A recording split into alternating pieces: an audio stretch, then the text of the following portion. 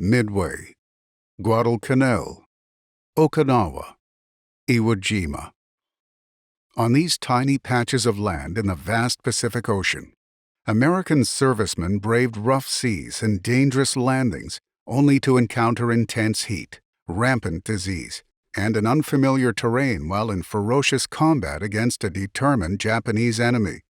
In the Pacific theater, amphibious warfare came into its own.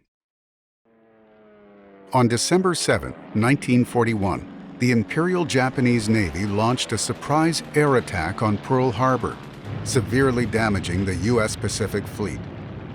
Within hours of the attack on Pearl Harbor, Japanese forces also invaded the Philippines, seizing U.S. airfields and Navy facilities. For the next 6 months, the Japanese controlled the Pacific, occupying numerous strategic islands over thousands of square miles, including the Philippines, where U.S. and Filipino forces fought a determined defense over 5 months. Without reinforcement or resupply, they finally surrendered at Bataan. Many Japanese warriors carried good luck flags inside their shirts, adorned with messages from loved ones wishing them victory and safety. The flags reminded soldiers of their unfailing duty to their country. The decisive Battle of Midway in June 1942 is considered the turning point of the war in the Pacific. The Japanese Navy was now no longer capable of major offensive campaigns, allowing the Allies to start their own Pacific offensive. 2 weapons gave American troops a strategic advantage throughout the war. The M1919A, the Marine Corps' primary light machine gun, delivered unsurpassed ease of operation, reliability, and firepower. The semi-automatic M1 Garand was America's standard-issue rifle. General George Patton called the Garand the greatest battle implement ever devised because it enabled what Patton called marching fire, rapid, accurate fire while advancing on foot. In August 1942, the U.S. mounted its first major amphibious landing on the island of Guadalcanal. The ferocious fight for control of the island and its critical airfield continued for more than 6 months. American troops lived in misery, enduring dense jungle terrain, heat, oppressive humidity, mosquitoes, and malaria.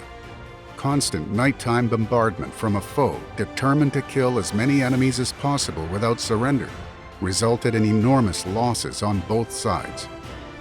A major step toward victory at Guadalcanal was the Battle of Edson's Ridge. Named after Lieutenant Colonel Merritt A. Edson, leader of the legendary Marine Corps Raiders, specialists in speed, surprise, and guerrilla tactics, the 800 Raiders at Edson's Ridge, defending the island's strategic airfield, held off 2,500 Japanese fighters in vicious close-quarter combat. In October 1944, U.S. forces returned to the Philippines. Landing at Leyte Gulf, they joined with the Filipino Army and guerrilla units and defeated Japanese forces throughout the Philippines. Desperate to reverse the growing Allied advantage, the Japanese employed suicide bombers. The terrifying sight of Japanese pilots diving their planes into ships became a constant fear to American soldiers and sailors. To thwart these kamikaze attacks, battleship personnel practiced anti-aircraft gunnery using newly created target kites. Towed from the stern of the ship, the kites could loop, dive, climb, and make figure eights. America's invasion of Okinawa in April of 1945, just 350 miles from Japan, proved to be the bloodiest and largest amphibious assault in the Pacific theater. It marked the final major conflict of World War II. Victory in Europe was celebrated on May 8, and by the end of June, the Allies were closing in on the Japanese home islands. Despite horrific losses on Iwo Jima and Okinawa, it was clear the Japanese would never surrender in their fight to save their homeland. Military experts projected a land invasion of Japan could cost the lives of up to 1 million U.S. soldiers and many more Japanese.